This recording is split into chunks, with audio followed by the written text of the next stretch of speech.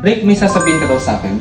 Alam po sana ako sa December 9, sir. Birthday po silang inaalak. Ganun ba?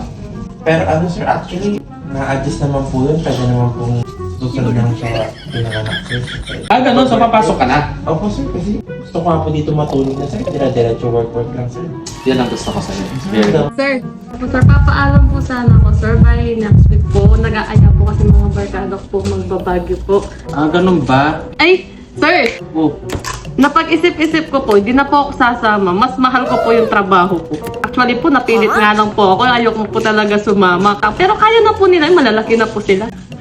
ganun. Yan ang gusto ko sa'yo. Okay, very good ka. Okay, Opo, sir. sige. Tuloy mo lang yan. Basta. Ay, sir.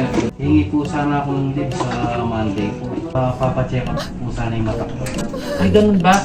Ay, sir, hindi na nga po pala ako alis sa Monday. O bakit? Parang medyo okay lang po yung mata ko. Next year na lang siguro, sir.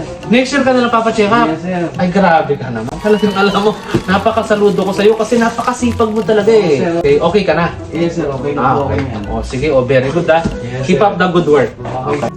Sir, excuse me po. Oh, ano? Sir, may sasabihin po sana ako. Ano? Wala po sir. Merry Christmas po and Happy New Year po.